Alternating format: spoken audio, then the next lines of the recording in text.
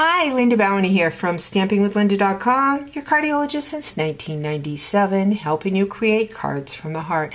Today we are focusing on 3D Christmas gifts during my team blog hop, Weeby Stamping. So I want to show you a very cute little cocoa holder. This was inspired by a team member, Sue Floyd, and we are going to bring in our trimmer. We need a piece of cardstock that measures 8 inches by 9 inches. So we're going to go ahead and cut our 8.5 by 11 down to 9 inches and then 8 inches. And then we're going to score along that 8-inch side. And our first score mark is a 1/2 inch, and I always like to use this side of my trimmer when it's smaller than 1.25 inches. So we've got a 1/2 inch is our first score line. And then we have 1.25 inches. And then we're just simply going to flip this around, still working on that 8-inch side, and we are going to score at 7.25 inches. Then we're going to go to the 9-inch, and we're going to score again off to the right at the 1/2, and then 1.25 inches.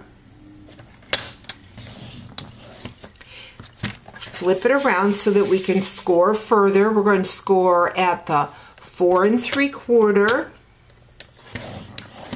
and then finally at the 5.5. Now the thing with this, the best thing to do is to grab your bone folder and to, excuse me, I got an itch on my nose. I got a little bit of the sniffles here. I really want to burnish my edges with my bone folder really good so I know right where those creases are. This is just a perfect little gift to give to the mailman, to UPS guy, all those little gifts, teacher gifts. We have so many on our list, and it's just a small little gift to say, hey, I'm thinking about you. So we've got all these like so. So what I'm going to do is pull this up like so. And then I'm going to make sure, I think I missed a score line. There it is right there.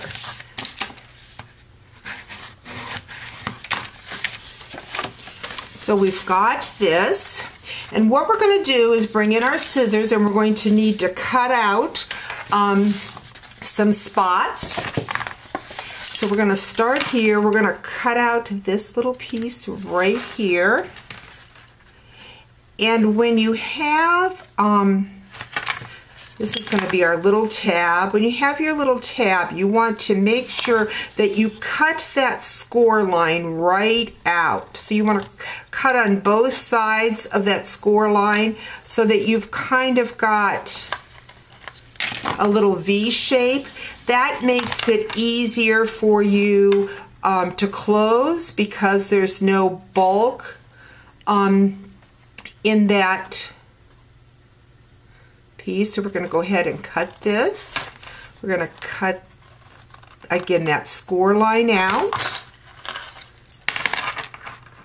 Do the same over here.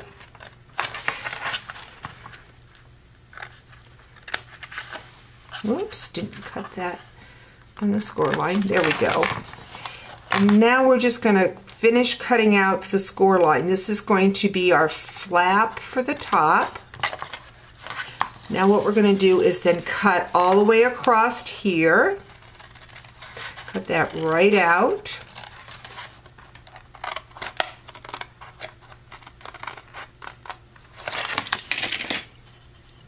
I'm going to bring in my tailored tag punch. If you guys still have circle punches, you can use that, but I'm finding that I like that tailored tag punch. Just makes for a nice opening so that we can grab a hold of our chocolate. Now what we're going to do is we're going to go in here on the bottom, and we're just cutting out that score line. Again, perfect little gift for those people that you want to give something on your guest list, going to a party, whatever, and you want to take just a little bit of something. This is the perfect 3D gift to do that. So we're cutting that V on that here like so, and then we're going to cut that completely out. So there you have your cutting lines. Next, what we're going to do is we're going to add our adhesive along that 1/2 inch line. Now you can use the tear and tape. I am using the Stamp and Seal Plus.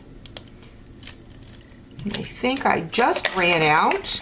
Now I see I did go off a little bit, but not a problem. I can just roll that back in. So I'm just going to go in there with my finger, roll that back in. So I've put my adhesive on that, and then I'm just going to fold the bottom of the box right up to it, so it makes it nice and easy to get your box. I'm going to add tape